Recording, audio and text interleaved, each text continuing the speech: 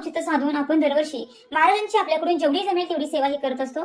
तर ती सेवा कशी करायची, काय करायची, त्या संदर्भातली साची माहिती आहे आणि त्यामुळे स्किप न करता अगदी शेवटपर्यंत नक्की पहा. बघा, स्वामी सेवा म्हटलं की काही लोक नियमांना खूप घाबरतात आणि स्वामी सेवेत येण्या अगोदरच नियम खूप आहेत, असं करावं लागतं, तसं करावं लागतं आणि मग इच्छा असूनही स्वामी सेवेत येत नाहीत आणि स्वामींची सेवा करत नाहीत किंवा वेगवेगळे जे पारायण असतील, ग्रंथवाचन असतील ते देखील करत नाहीत नियमांच्या भीतीमुळे. पण एक गोष्ट लक्षात घ्या की देव हा भीतीचा विषय नाही, देव हा भक्तीचा विषय आहे. आपल्यासोबत जे काही वाईट होत असतं ते आपल्या कर्मानुसार होत असतं आणि त्यामुळे आपले कर्म हे प्रथम चांगले ठेवा. देवाबद्दल किंवा एखाद्या गुरुबद्दल जी काही तुमच्या मनामध्ये नियमांची भीती असेल तर ती पूर्णपणे काढून टाका आणि शुद्ध अंतकरणाने, खऱ्या भक्तिभावाने जी कोणती सेवा आजपर्यंत तुम्ही करत आलेले आहात किंवा जी कोणती सेवा करण्याची इच्छा तुमच्या मनात आहे तर ती सेवा मनापासून करा. बघा, तुमची जी कोणती इच्छा मनोकामना असेल तर ती 100% पूर्ण होणारच. या उलट जर तुम्ही 24 तास सेवा करताय, मी ही पारायण केली, ती सेवा केली, मी इथे जाऊन सेवा केली, मी तसं केलं, असं केलं आणि जर तुमच्या मनामध्ये भावच नसेल तर त्या सेवेला काही अर्थ नाही. अगदी आयुष्यभर जरी तुम्ही तशी बिनाभावाची सेवा केली तर तुम्हाला त्याचे अनुभव येणार नाही. या उलट दिवसभरामध्ये तुम्ही फक्त एक वेळा स्वामींचं नाव घेतलं आणि ते अंतकरणापासून घेतलेलं असेल तर स्वामी नक्कीच तुमच्या हाकेला हे प्रतिसाद देतील. तर गुरुपौर्णिमेच्या निमित्ताने तुमची जी कोणती इच्छा असेल, मनोकामना असेल, तुमचं एखादं आणलेलं काम असेल तर ते पूर्ण होण्यासाठी तुम्ही प्रयत्न करताय पण काही केला ते पूर्ण होत नाहीये तर जी कोणती तुमची इच्छा असेल तर ती मनामध्ये ठेवा, स्वामींना सांगा आणि या व्हिडिओमध्ये ज्या काही मी तुम्हाला सेवा सांगणार आहे त्या सेवा करायला तुम्ही सुरुवात करा. तुम्ही महिला असाल, पुरुष असाल, मुलं असाल, मुली असाल, तुम्ही शहरात असाल, मूळगावी असाल, तुम्ही जगाच्या पाठीवर कोठेही तुम्ही असाल तर तुम्ही ही सेवा करू शकता. आणि सर्वात महत्वाचं की या सेवांना कोणत्याही नियमांचं बंधन नाही आणि स्वामींवर विश्वास ठेवा. स्वामींनी ती गोष्ट दिली तर ती माझ्यासाठी योग्य आहे असं मनामध्ये विश्वास ठेवा आणि ती गोष्ट तुम्हाला नाही मिळाली तर स्वामी याहीपेक्षा चांगलं माझ्या आयुष्यामध्ये मला देणार आहेत आणि ही गोष्ट माझ्यासाठी चांगली नव्हती, माझ्या भल्याची नव्हती म्हणून स्वामींनी मला दिली नाही, हा विश्वास मनामध्ये ठेवा.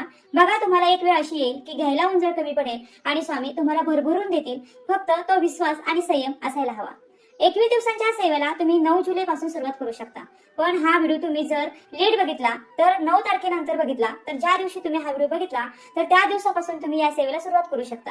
आणि 29 जुलैला गुरुपौर्णिमा आहे तर गुरुपौर्णिमा झाल्यानंतर तुमचे जेव्हा तरी 21 दिवस पूर्ण होतील तेव्हा तुम्ही 21 दिवसांची सेवा तुमची पूर्ण होऊ द्या, काही हरकत नाही. आपण मध्ये गुरुपौर्णिमा साजरी करू शकतो. भाव काय आहे की या गुरुपौर्णिमेच्या काळामध्ये मला ही 21 दिवसांची सेवा ही पूर्ण करायची आहे. मग पहिले ती 21 तारखेला गुरुपौर्णिमेच्या दिवशी तुमची सेवा पूर्ण हो किंवा 21 तारखेच्या नंतर तुमची सेवा पूर्ण झाली तरी सुद्धा काही हरकत नाही, कारण गुरुपौर्णिमेच्या अगोदर आणि गुरुपौर्णिमेच्या नंतर म्हणजेच गुरुपौर्णिमेच्या काळातच तुमची सेवा जी आहे तर ती स्वामींच्या चरणी रुजू होईल.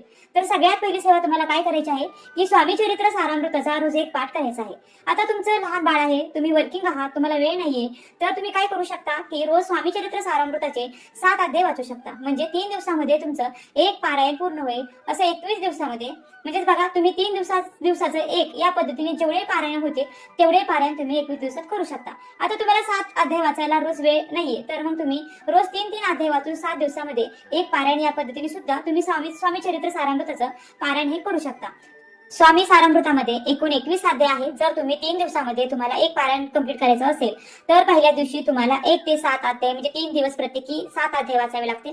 तर पहिल्या दिवशी तुम्हाला 1, 2, 3, 4, 5, 6, 7 एवढे अध्याय वाचायचा पहिला दिवस पूर्ण होईल. दुसऱ्या दिवशी तुम्हाला 8, 9, 10, 11, 12, 13, 14 एवढे अध्याय वाचायचे, सेवा पूर्ण. आणि तिसऱ्या दिवशी 15, 16, 17, 18, 19, 20, 21 म्हणजे तिसऱ्या दिवशी तुमचं 3 दिवसाचं पारायण पूर्ण. आणि या पद्धतीने तुम्हाला वाचायचं. आणि तुम्हाला जर 7 दिवसामध्ये एक पाठ पूर्ण करायचा असेल किंवा 7 दिवसामध्ये एक पारायण पूर्ण करायचं असेल तर पहिल्या दिवशी 1 ते 3 अध्याय वाचायचे, दुसऱ्या दिवशी 4, 5, 6 अध्याय वाचायचे आणि तिसऱ्या दिवशी 7, 8, 9 अध्याय वाचायचे. या पद्धतीने 7व्या दिवशी तुम्हाला शेवटच्या 21 अध्यायापर्यंत वाचून तुम्हाला तुमचं 7 दिवसाचं पारायण पूर्ण करायचं. म्हणजेच प्रत्येक दिवशी 3 अध्याय हे वाचायचे. या पद्धतीने दुसरी सेवा पण बघा, तुम्हाला काय करायचं आहे 9 तारखेपासून ते 29 जुलैपर्यंत तुम्हाला तुमच्या सेवेचे 21 दिवस पूर्ण होईपर्यंत श्री स्वामी समर्थ या मंत्राचा दररोज 11 माळी जप तुम्हाला न चुकता करायचा आहे. तुम्ही सकाळी उठल्यापासून ते रात्री झोपेपर्यंत तुमच्या वेळेनुसार कधी करू शकता. तुम्ही देवघरासमोर बसून केला तर अतिशय उत्तम. बाकी देवघरासमोर शक्य नसेल तर तुमच्या घरामध्ये अंतरून पांघरून सोडून कुठेही खाली आसन घेऊन बसून तुम्ही स्वामींचा 11 माळी जप हा करू शकता. स्वामी सारामृताचं पारायण सुद्धा सकाळी उठल्यापासून ते रात्री झोपेपर्यंत तुमच्या वेळेनुसार तुम्ही कधी करू शकता. आणि तिसरी सेवा म्हणजे रोज 11 वेळा तुम्हाला तारक मंत्र म्हणायचा आहे. तारक मंत्र फक्त देवासमोर देवा लावून हात जोडून तुम्ही 11 वेळा म्हटला तरीही चालेल. पण जर तुम्ही आजारी आहात, तुम्हाला काही त्रास असेल, तुमच्या घरामध्ये इतर व्यक्तींना काही त्रास असेल, घरामध्ये वास्तुदोष असेल, घरामध्ये भांडण होत होत असतील, कोणी व्यसन करत असेल, तर अशा वेळेला एका ग्लासमध्ये, कोणत्याही धातूचा ग्लास असू द्या, एका ग्लासमध्ये पाणी घ्या. जेव्हा तुम्ही तारक मंत्र म्हणताय त्यावेळेला तो ग्लास आपल्यासमोर ठेवा, त्या ग्लासवर आपला उजवा हात ठेवा आणि त्यानंतर मोठ्याने किंवा स्वतःला ऐकू येईल एवढ्या आवाजामध्ये 11 वेळा तारक मंत्र म्हणा. आणि त्यानंतर एखाद्या व्यक्तीसाठी तुम्ही ही सेवा करताय तर त्या व्यक्तीला हे पाणी पिण्यासाठी द्या. स्वतःसाठी केलेले असेल तर स्वतः हे पाणी प्या. घरामध्ये एखादी व्यक्ती व्यसन करत असेल, ती व्यक्ती आजारी असेल, चिडचिड करत असेल, तर त्या व्यक्तीला तुम्ही दररोज 21 दिवस सेवा पूर्ण होईपर्यंत हे पाणी प्यायला द्या. बघा, तुम्हाला या सेवेचे खूप चांगले अनुभव येतील.